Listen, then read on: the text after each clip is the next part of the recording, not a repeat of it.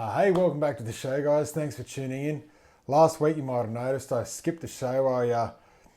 I dialed in the Lamb of God's Sacrament tone using the Marshall DSL, but tried to do it a little bit differently and use a whole heap of cameras and try and capture the whole process live. And it turns out it was just too much. It was just too hard. It was too labor intensive for the computer. I couldn't really edit it. There was about 6 cameras to try and sort out, and at the end of the day, it wasn't fun. So sorry if you all wanted to see that, but I'll try and finish that video another day and just put it up there. But it really wasn't fun. I didn't enjoy doing the editing and had better things to do. But at the end of the day, I was pretty happy the way that the tone turned out, capturing a real Mark IV style tone with the Marshall DSL there. And it was a lot of fun to do, but it just didn't work out the way I wanted, and wasn't too happy, and there's far too much footage to go through, and the computer doesn't really handle that many cameras, so the labour outweighed the fun, and I just turned it off. I'm sure you understand.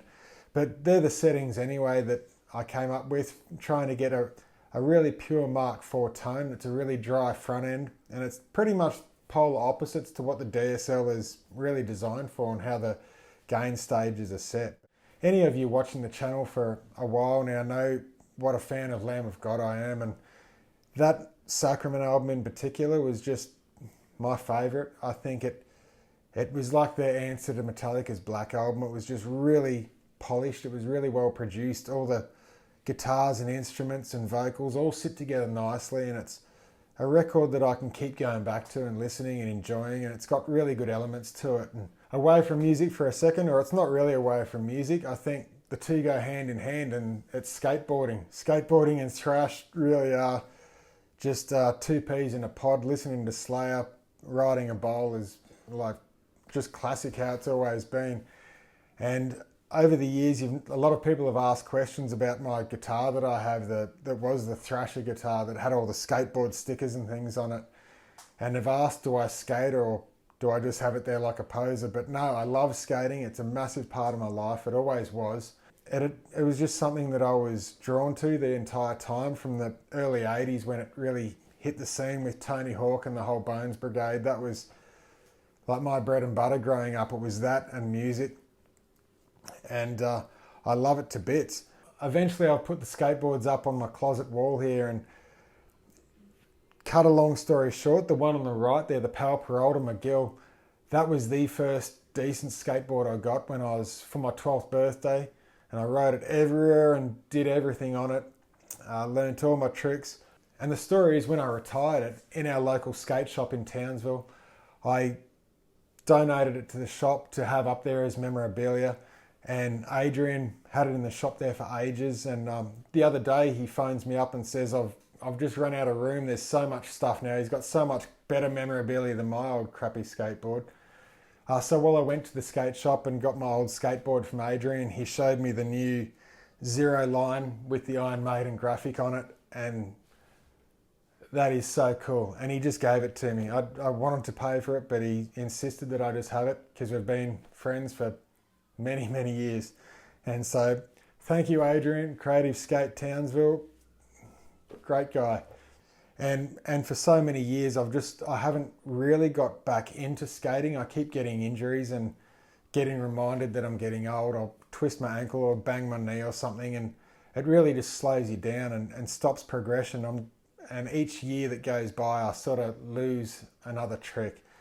But the other day I was really determined to try and get back frontside 5.0s. It was something I loved in the early days, just big long frontside 5s.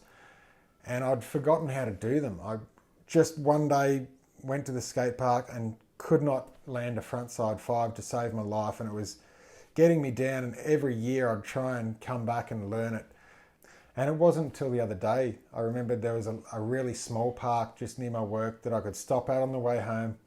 Anyway, cut a long story short, I had them within about half an hour of being there. I was just so determined to get it, and I couldn't do 2 in a row, but I did about 5 or 6 in the entire session, and legs were tired and I was feeling dizzy. It was still like an amazing feeling being 42 and proving to myself that I'm not over the hill. I can still get out and do it, and I'm pretty determined, I guess, and just trying to stretch up and limber up without twisting a knee or hurting myself again. I kind of need those these days. So next, what have you been listening to? And these guys are a band that have been around 10, 15 years. Really good. It's Evile. Matt Drake is no longer with them. He had to leave due to health problems, and really I thought they were going to be the next Metallica to come along. They just seem to have all bases covered. They're just really good. But for the latest album, old Drake stepped up to the plate, who was the lead guitar player and did backing vocals. He's stepped up and he's found his niche within his vocal range that they're comfortable with. And so for the whole album, it's extremely fast paced. The riffs are blistering. I would say, if you like Metallica's Die As Eve, that's that essence of like super burst style picking that's really accurate. And then it just goes to like half pace picking back to super burst and just really intricate riffs. And Ol did a fantastic job stepping up, and we've got a new Evile record, which is really good. I think the guitars and bass and drums production is the best they've done through all the albums. It's just so polished and well done. I think my hat's off to them. I just really hope they get success out of this album and they can tour, and I'd love to see them live one day. So that's it, Hell Unleashed, guys. So last of all, I'm hoping that you guys can help me with a dilemma. And this guitar behind me, so my Alexi 600, as you can see, it started off when I redid it, and I bought it with the broken wing. I bought it on eBay and I won the bid. I think it was about $400 Australian by the time shipping and everything came. And I painted it all white, and I had all the thrush stickers all over it, which were very cool. I should have left it like that. But I then went and installed the neck pickup. You can see the blank for. Didn't like it, had the switch for it there. And it ruined the guitar doing that, I think. I shouldn't have done it. So I plugged it back up and tried to take it back to original with the black on it. And I didn't like that either. I thought it was too vanilla, too boring. The neck is fantastic on it. It's really straight and it's got a great tone about it.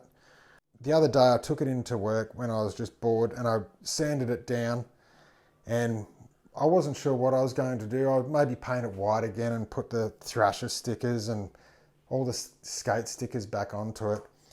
But when I sanded it down, the guys there were like, just leave it like that. Just clear coat it.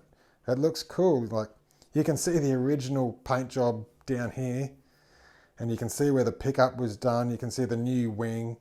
The hole is there. Like, everything about it sort of tells a story. But it looks crap.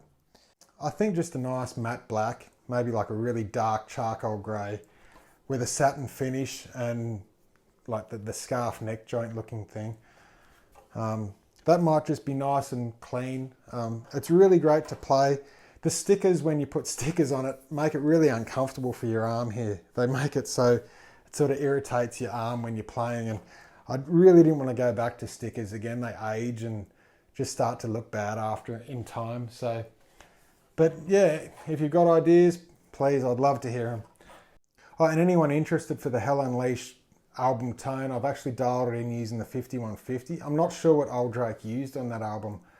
I did see they had 5150s in live shows in the past, so hopefully it was that, but I've dialed in the tone and there it is there, you can see. So there you have it, guys. I don't want to bore you just capturing just tone and that's the whole video. I think there's other things to talk about and other things to discuss. Try and keep it interesting, and all that being said, take care. I'll see you next week, guys. Bye now.